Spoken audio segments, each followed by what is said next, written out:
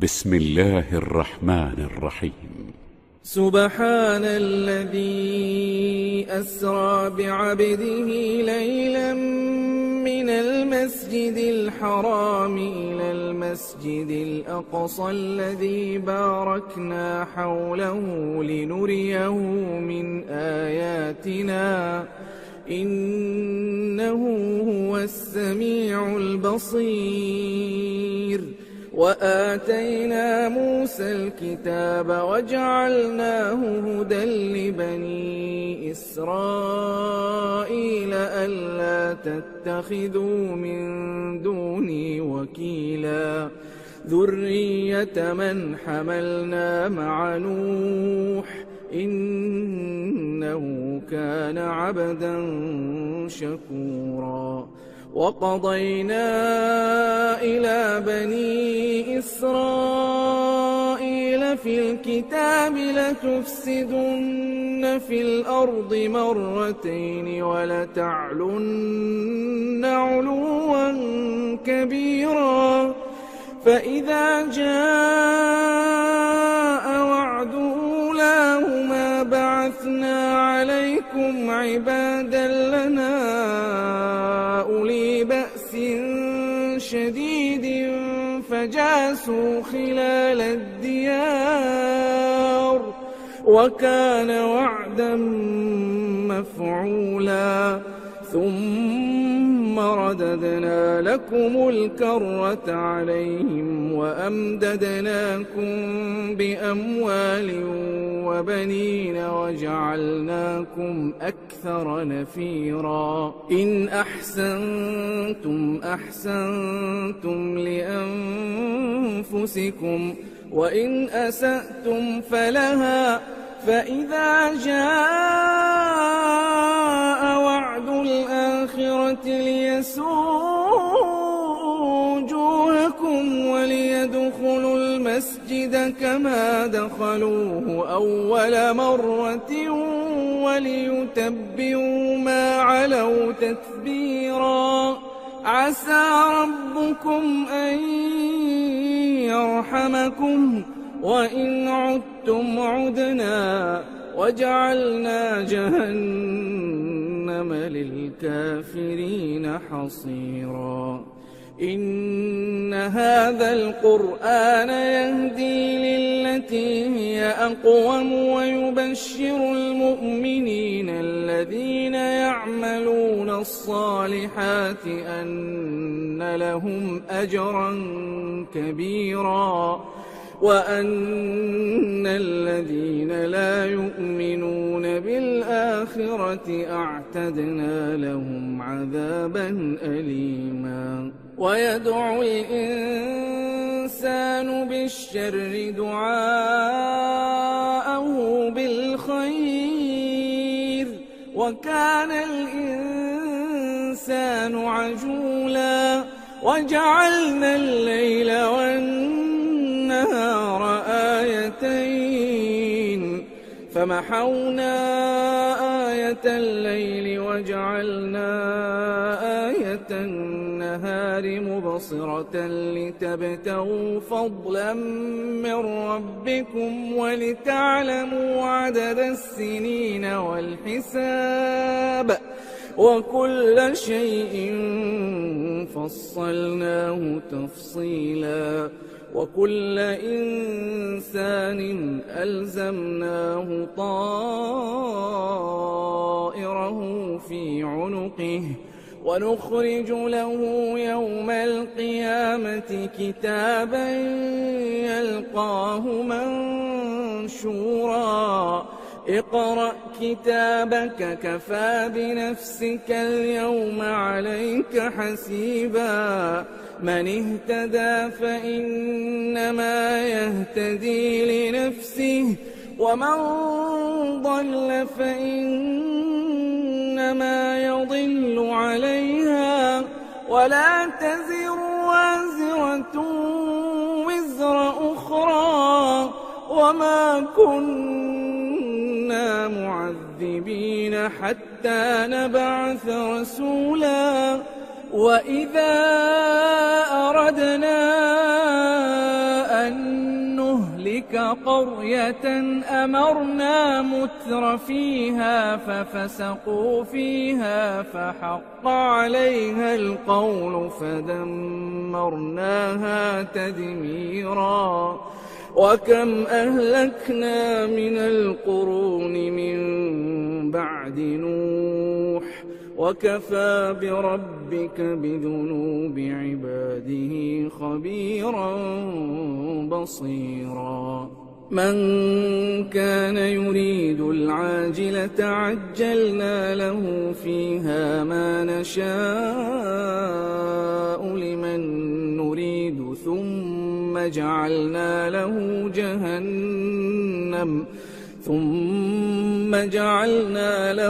جهنم يصلاها مذموما مدحورا ومن أراد الآخرة وسعى لها سعيها وهو مؤمن فأولئك كان سعيهم مشكورا كلا نمد هؤلاء وهؤلاء من عطاء ربك وما كان عطاء ربك محظورا انظر كيف فضلنا بعضهم على بعض وللآخرة أكبر درجات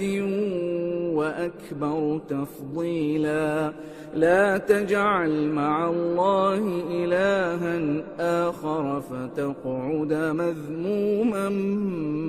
مخذولا وقضى ربك ألا تعبدوا إلا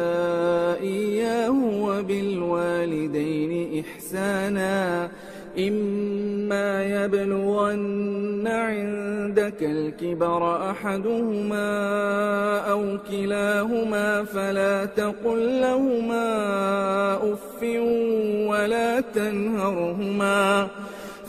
تقل لهما أف ولا تنهرهما وقل لهما قولا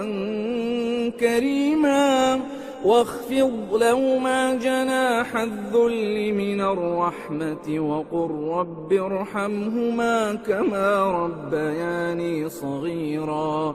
ربكم أعلم بما في نفوسكم إن تكونوا صالحين فإنه كان للأوابين غفورا وآت ذا القربى حقه والمسكين وابن السبيل ولا تبذر تبذيرا إن المبذرين كانوا إخوان الشياطين وكان الشيطان لربه كفورا وإما تعرضن عنهم ابتغاء رحمة من ربك ترجوها فقل لهم قولا ميسورا ولا تجعل يدك مغلولة إلى عنقك ولا تبسطها كل البسط فتقعد ملوما محسورا إن ربك يبسط الرزق لمن يشاء ويقدر إنه كان بعباده خبيرا بصيرا ولا تقتلوا أولادكم خشية إملاق نحن نرزقهم وإياكم إن قتلهم كان خطأ كبيرا ولا تقربوا الزنا إنه كان فاحشة وساء سبيلا ولا تقتلوا النفس التي حرم الله إلا بالحق ومن قتل مظلوما فقد جعلنا لوليه سلطانا فلا يسرف في القتل إنه كان منصورا ولا تقربوا مال اليتيم إلا بالتي هي أحسن حتى يبلغ أشده وأوفوا بالعهد إن العهد كان مسؤولا وأوفوا الكيل إذا كلتم وزنوا بالقسطاس المستقيم ذلك خير وأحسن تأويلا ولا تقف ما ليس لك به علم إن السمع والبصر والفؤاد كل أولئك كان عنه مسؤولا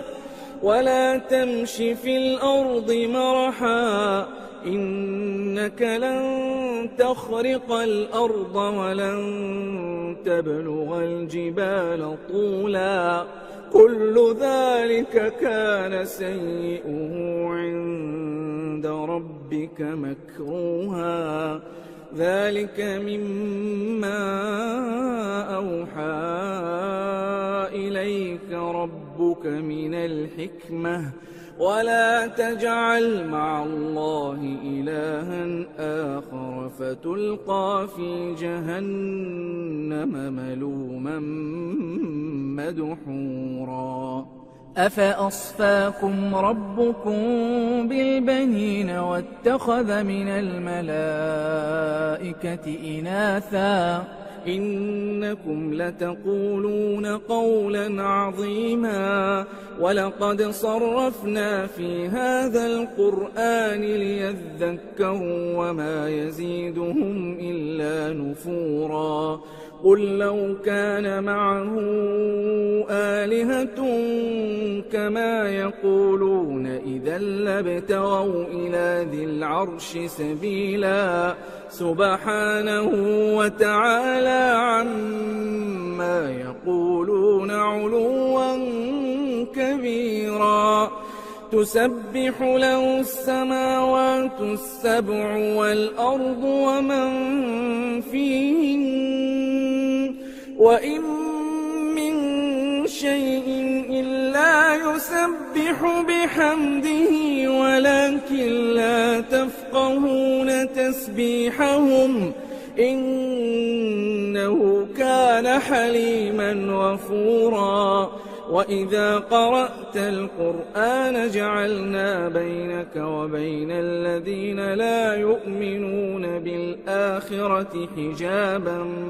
مستورا وجعلنا على قلوبهم أكنة أن يفقهوه وفي آذانهم وقرا وإذا ذكرت ربك في القرآن وحده ولوا على أدبارهم نفورا نحن أعلم بما يستمعون به إذ يستمعون إليك وإذ هم نجوى إذ يقول الظالمون إن تتبعون إلا رجلا مسحورا انظر كيف ضربوا لك الأمثال فضلوا فلا يستطيعون سبيلا وقالوا أئذا كنا عظاما ورفاتا أئنا لمبعوثون خلقا جديدا قل كونوا حجارة أو حديدا أو خلقا مما يكبر في صدوركم فسيقولون من يعيدنا قل الذي فطركم أول مرة فسينغضون إليك رؤوسهم ويقولون متى هو قل عسى أن يكون تكون قريبا يوم يدعوكم فتستجيبون بحمده وتظنون إن لبثتم إلا قليلا وقل لعبادي يقولوا التي هي أحسن إن الشيطان ينزغ بينهم إن الشيطان كان للإنسان عدوا مبينا ربكم أعلم بكم إن يشأ يرحمكم أو إن يشأ يعذبكم وما أرسلناك عليهم وكيلا وربك أعلم بمن في السماوات والأرض ولقد فضلنا بعض النبيين على بعض وآتينا داود زبورا قل ادعوا الذين زعمتم من دونه فلا يملكون كشف الضر عنكم ولا تحويلا أولئك الذين يدعون يبتغون إلى ربهم الوسيلة أيهم أقرب ويرجون رحمته ويخافون عذابه إن عذاب ربك كان محذورا وإن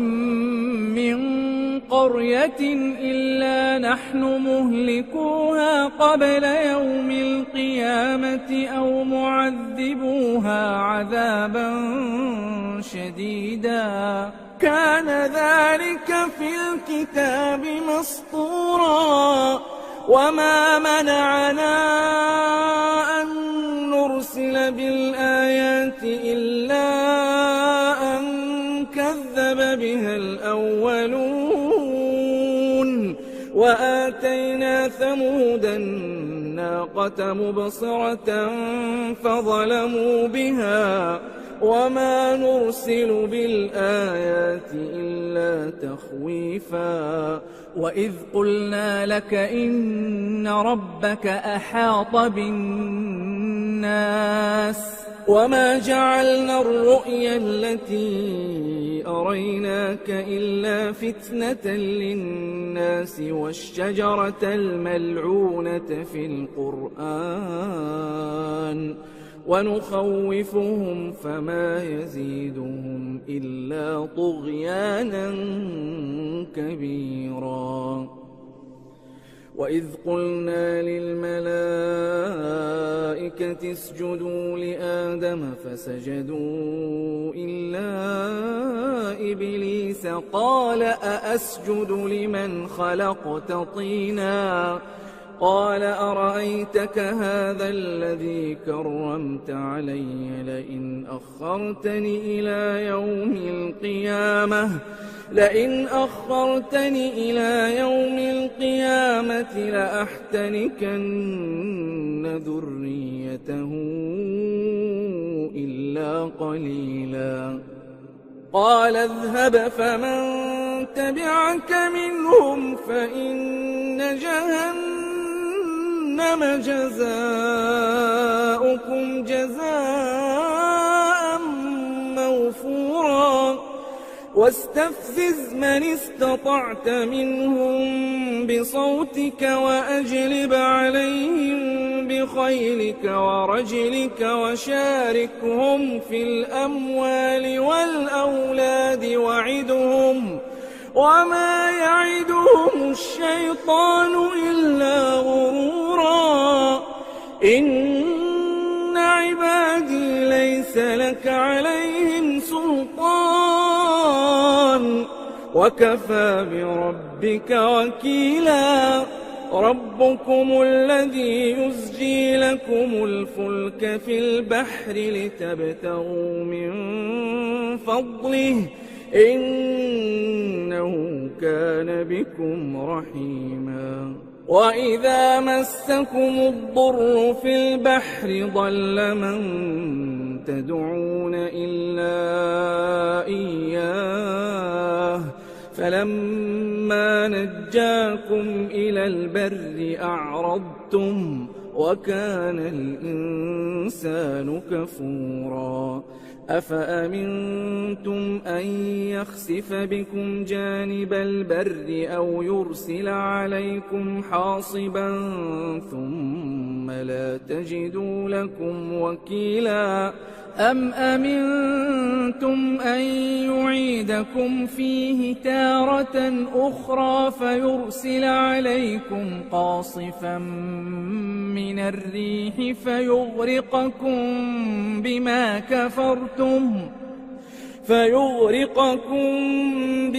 كفرتم ثم لا تجدوا لكم علينا به تبيعا ولقد كرمنا بني آدم وحملناهم في البر والبحر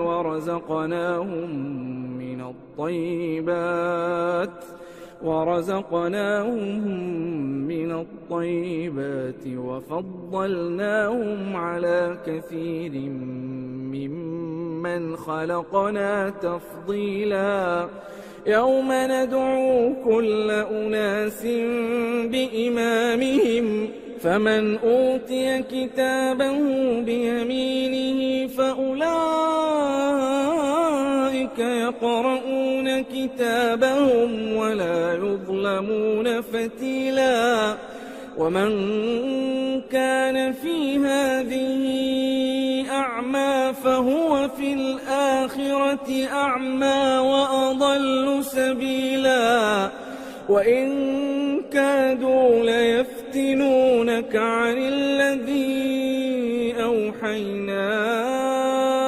إليك لتفتري علينا غيره وإذا لاتخذوك خليلا ولولا أن ثبتناك لقد كدت تركن إليهم شيئا قليلا إذا لأذقناك ضعف الحياة وضعف الممات ثم لا تجد لك علينا نصيرا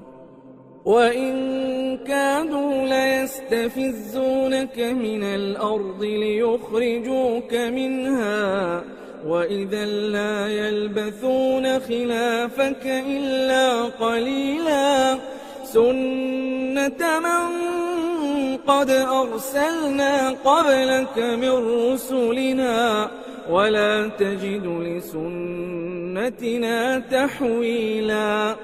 أقم الصلاة لدلوك الشمس إلى غسق الليل وقرآن الفجر إن قرآن الفجر كان مشهودا ومن الليل فتهجد به نافلة لك عسى أن يبعثك ربك مقاما محمودا وقل رب أدخلني مدخل صدق وأخرجني مخرج صدق واجعلني من لدنك سلطانا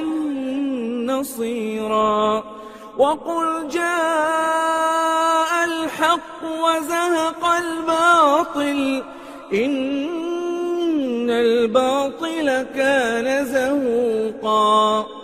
وننزل من القرآن ما هو شفاء ورحمة للمؤمنين ولا يزيد الظالمين إلا خسارا وإذا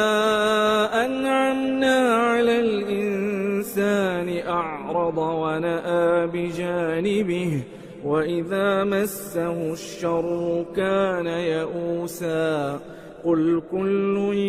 يعمل على شاكلته فربكم أعلم بمن هو أهدى سبيلا ويسألونك عن الروح قل الروح من أمر ربي وما أوتيتم من العلم إلا إلا قليلا ولئن شئنا لنذهبن بالذي أوحينا إليك ثم لا تجد لك به علينا وكيلا إلا رحمة من ربك إن فضله كان عليك كبيرا قل لئن اجتمعت الإنس والجن على أن يأتوا بمثل هذا القرآن لا يأتون بمثله ولو كان بعضهم لبعض ظهيرا ولقد صرفنا للناس في هذا القرآن من كل مثل فأبى أكثر الناس إلا كفورا وقالوا لن نؤمن لك حتى تفجر لنا من الأرض ينبوعا أو تكون لك جنة من نخيل وعنب فتفجر الأنهار خلالها تفجيرا أو تسقط السماء كما زعمت علينا كسفا أو تأتي بالله والملائكة قبيلا أو يكون لك بيت من زخرف أو ترقى في السماء ولن نؤمن لرقيك حتى تنزل علينا كتابا نقرأه قل سبحان ربي هل كنت إلا بشرا رسولا وما منع الناس أن يؤمنوا إذ جاءهم الهدى إلا أن قالوا أبعث الله بشرا رسولا قل لو كان في الأرض ملائكة يمشون مطمئنين لنزلنا عليهم من السماء ملكا رسولا قل كفى بالله شهيدا بيني وبينكم إنه كان بعباده خبيرا بصيرا ومن يهد الله فهو المهتد ومن يضلل فلن تجد لهم أولياء من دونه ونحشرهم يوم القيامة على وجوههم عميا وبكما وصما مأواهم جهنم كلما خبت زدناهم سعيرا ذلك جزاؤهم بأنهم كفروا بآياتنا وقالوا أإذا كنا عظاما ورفاتا أإنا لمبعوثون خلقا جديدا أولم يروا أن الله الذي خلق السماوات والأرض قادر على أن يخلق مثلهم وجعل لهم أجلا لا ريب فيه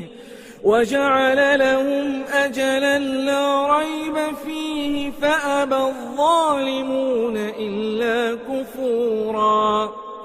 قل لو أنتم تملكون خزائن رحمة ربي إذا لأمسكتم خشية الإنفاق وكان الإنسان قتورا ولقد آتينا موسى 9 آيات بينات فاسأل بني إسرائيل إذ جاءهم فقال له فرعون إني لأظنك يا موسى مسحورا قال لقد علمت ما أنزل هؤلاء إلا رب السماوات والأرض بصائر وإني لأظنك يا فرعون مثبورا فأراد أن يستفزهم من الأرض فأغرقناه ومن معه جميعا وقلنا من بعده لبني إسرائيل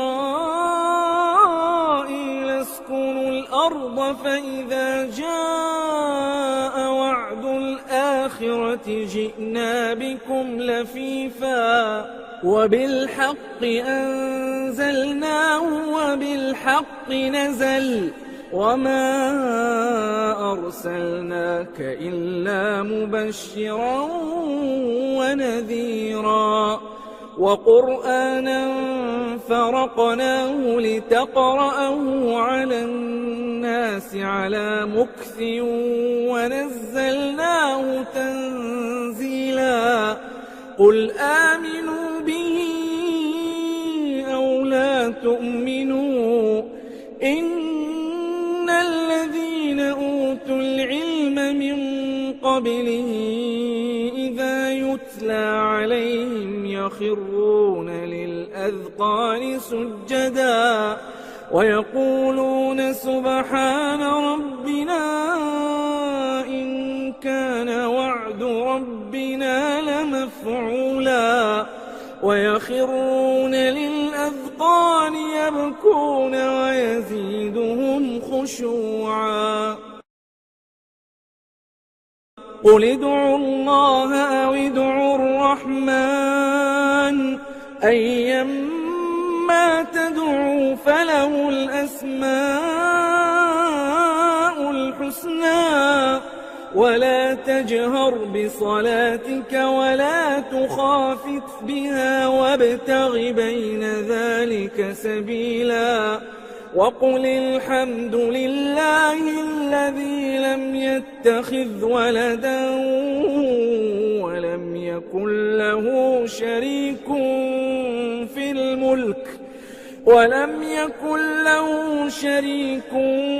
في الملك ولم يكن له ولي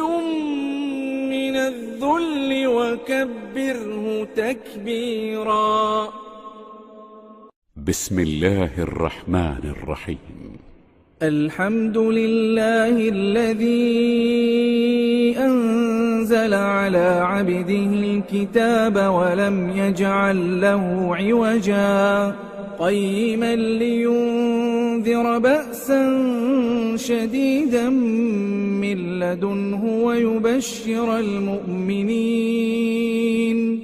ويبشر المؤمنين الذين يعملون الصالحات أن لهم أجرا حسنا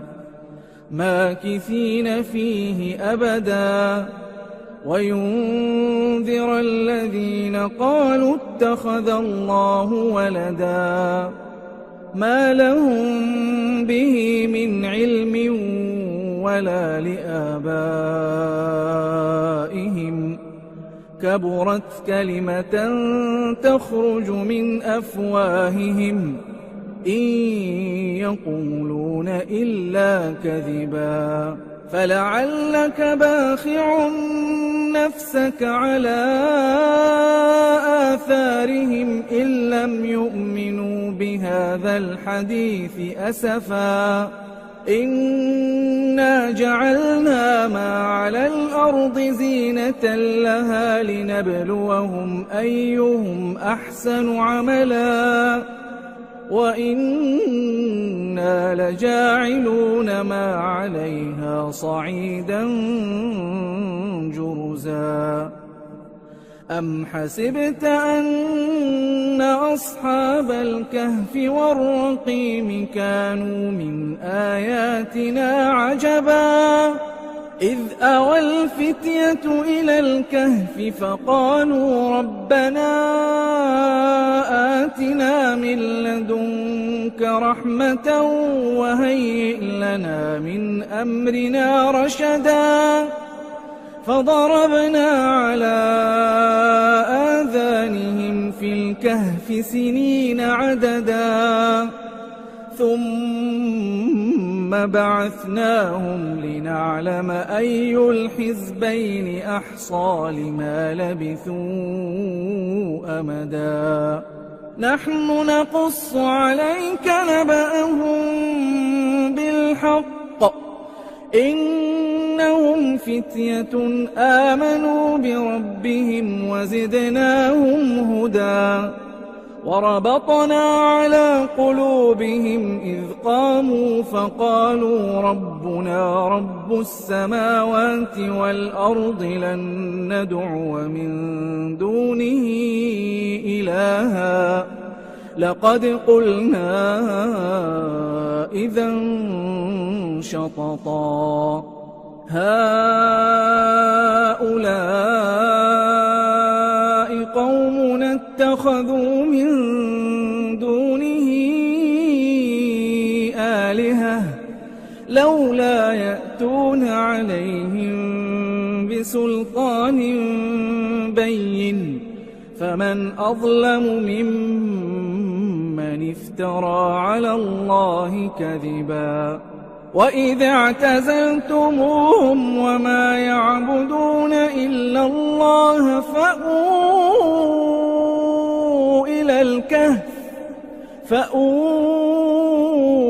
إلى الكهف ينشر لكم ربكم من رحمته ويهيئ لكم من أمركم مرفقا وترى الشمس إذا طلعت تزاور عن كهفهم ذات اليمين وإذا غربت تقرضهم ذات الشمال وهم في فجوة منه ذلك من آيات الله من يهد الله فهو المهتد ومن يضلل فلن تجد له وليا مرشدا وتحسبهم أيقاظا وهم رقود ونقلبهم ذات اليمين وذات الشمال وكلبهم باسط ذراعيه بالوصيد لو اطلعت عليهم لوليت منهم فرارا ولملئت منهم رعبا وكذلك بعثناهم ليتساءلوا بينهم قال قائل منهم كم لبثتم قالوا لبثنا يوما أو بعض يوم قالوا ربكم أعلم بما لبثتم فابعثوا أحدكم بورقكم هذه إلى المدينة فلينظر أيها أزكى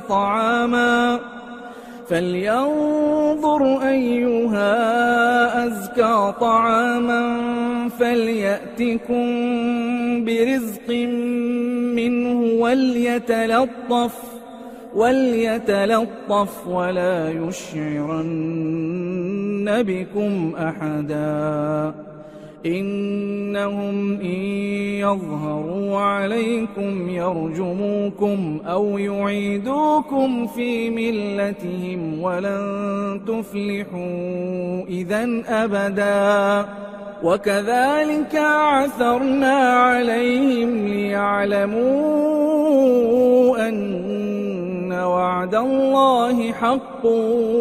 وأن الساعة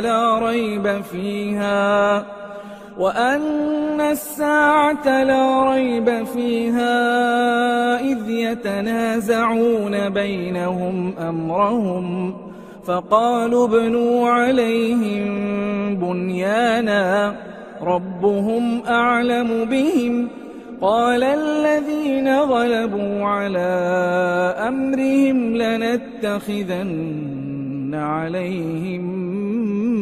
مسجدا سيقولون 3 رابعهم كلبهم ويقولون 5 سادسهم كلبهم رجما بالغيب ويقولون 7 وثامنهم كلبهم قل ربي أعلم بعدتهم ما يعلمهم إلا قليل فلا تمار فيهم إلا مراء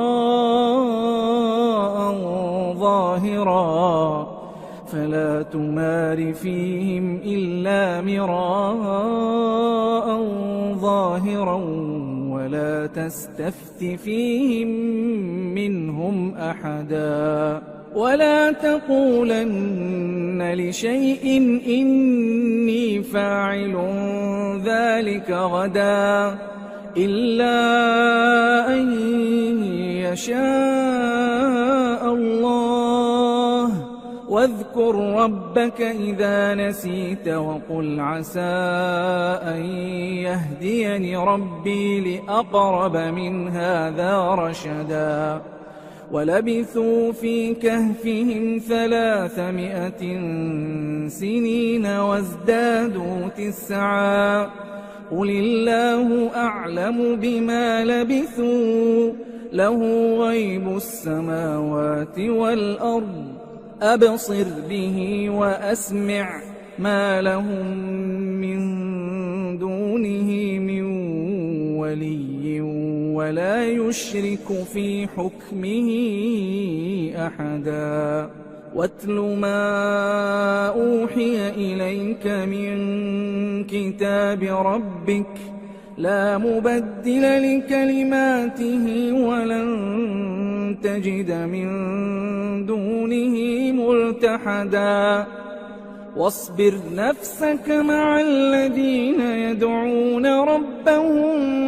بالغداة والعشي يريدون وجهه ولا تعد عيناك عنهم تريد زينة الحياة الدنيا ولا تطع من أغفلنا قلبه عن ذكرنا واتبع هواه وكان أمره فرطا وقل الحق من ربكم فمن شاء فليؤمن ومن شاء فليكفر إنا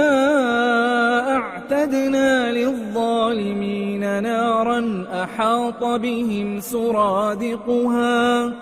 وإن يستغيثوا يغاثوا بماء كالمهل يشوي الوجوه بئس الشراب وساءت مرتفقا إن الذين آمنوا وعملوا الصالحات إنا لا نضيع أجر من أحسن عملا أولئك لهم جنات عدن تجري من تحتهم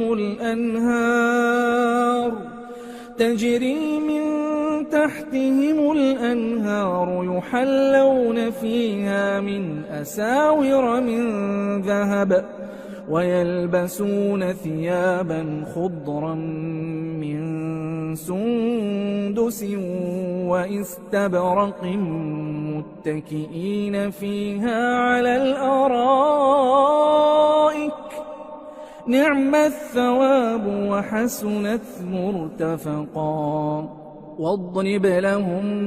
مثلا الرجلين جعلنا لأحدهما جنتين من أعناب وحففناهما بنخل وجعلنا بينهما زرعا كلتا الجنتين آتت أكلها ولم تظلم منه شيئا وفجرنا خلالهما نهرا وكان له ثمر فقال لصاحبه وهو يحاوره أنا أكثر منك مالا وأعز نفرا ودخل جنته وهو ظالم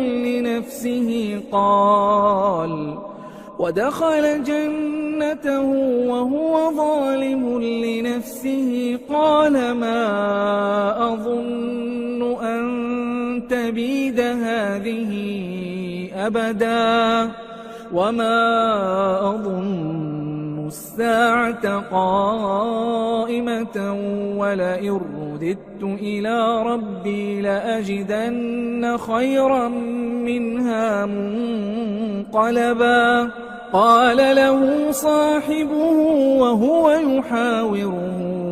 أكفرت بالذي خلقك من تراب ثم من نطفة ثم سواك رجلا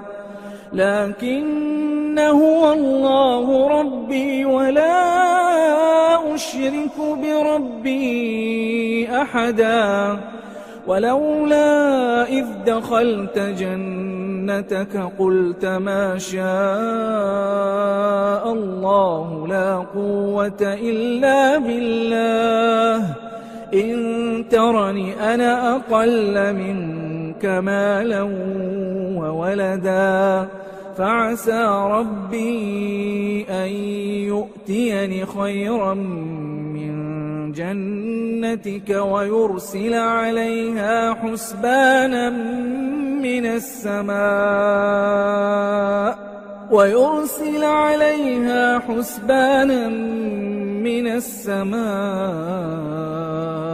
فتصبح صعيدا زلقا أو يصبح ماؤها غورا فلن تستطيع له طلبا. وأحيط بثمره فأصبح يقلب كفيه على ما أنفق فيها وهي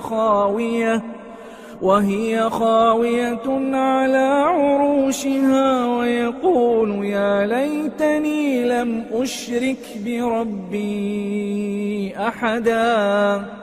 ولم تكن له فئة ينصرونه من دون الله وما كان منتصرا. هنالك الولاية لله الحق هو خير ثوابا وخير عقبا. واضرب لهم مثل الحياة الدنيا كماء أنزلناه من السماء فاختلط به نبات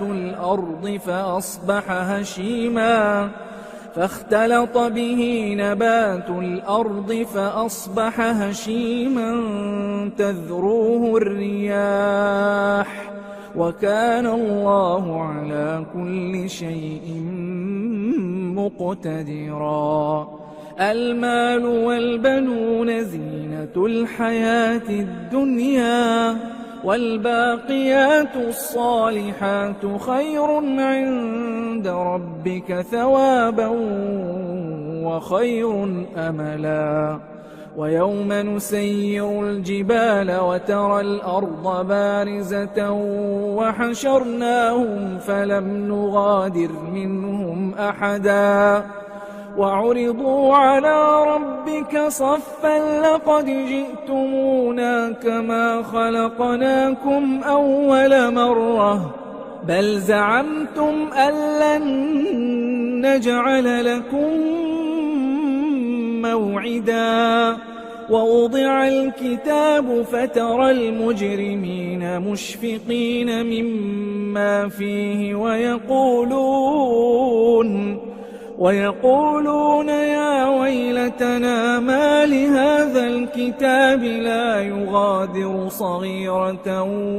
ولا كبيرة إلا أحصاها ووجدوا ما عملوا حاضرا ولا يظلم ربك أحدا وإذ قلنا للملائكة اسجدوا لآدم فسجدوا إلا إبليس كان من الجن ففسق عن أمر ربه أفتتخذونه وذريته أولياء من دوني وهم لكم عدو بئس للظالمين بدلا ما أشهدتهم خلق السماوات والأرض ولا خلق أنفسهم وما كنت متخذ المضلين عضدا ويوم يقول نادوا شركائي الذين زعمتم فدعوهم فلم يستجيبوا لهم وجعلنا بينهم موبقا ورأى المجرمون النار فظنوا أنهم واقعوها ولم يجدوا عنها مصرفا ولقد صرفنا في هذا القرآن للناس من كل مثل وكان الإنسان أكثر شيء جدلا وما منع الناس أن يؤمنوا إذ جاءهم الهدى ويستغفروا ربهم إلا أن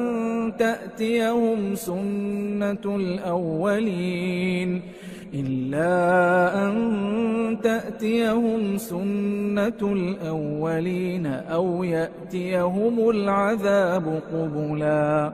وما نرسل المرسلين إلا مبشرين ومنذرين ويجادل الذين كفروا بالباطل ليدحضوا به الحق واتخذوا آياتي وما أنذروا هزوا ومن أظلم ممن ذكر بآيات ربه فأعرض عنها ونسي ما قدمت يداه إنا جعلنا على قلوبهم أكنة أن يفقهوه وفي آذانهم وقرا وإن تدعوهم إلى الهدى فلن يهتدوا إذن أبدا وربك الغفور ذو الرحمة لو يؤاخذهم بما كسبوا لعجل لهم العذاب بل لهم موعد لن يجدوا من دونه موئلا وتلك القرى أهلكناهم لما ظلموا وجعلنا لمهلكهم موعدا وإذ قال موسى لفتاه لا أبرح حتى أبلغ مجمع البحرين أو أمضي حقبا فلما فلما بلغا مجمع بينهما نسيا حوتهما فاتخذ سبيله في البحر سربا فلما جاوزا قال لفتاه آتنا غداءنا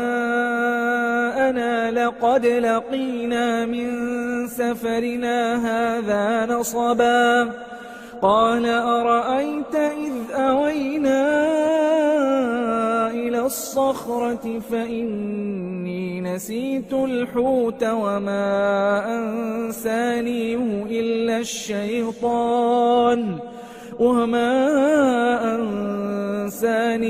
إلا الشيطان أن أذكره واتخذ سبيله في البحر عجبا قال ذلك ما كنا نبغي فارتدا على آثارهما قصصا فوجدا عبدا من عبادنا آتيناه رحمة من عندنا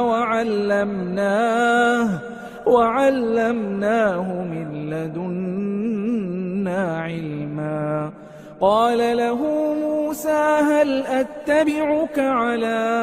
أن تعلمني مما علمت رشدا قال إنك لن تستطيع معي صبرا وكيف تصبر على ما لم تحط به خبرا قال ستجدني إن شاء الله صابرا ولا أعصي لك أمرا قال فإن اتبعتني فلا تسألني عن شيء حتى أحدث لك منه ذكرا فانطلقا حتى إذا ركبا في السفينة خرقها قال أخرقتها لتغرق أهلها لقد جئت شيئا إمرا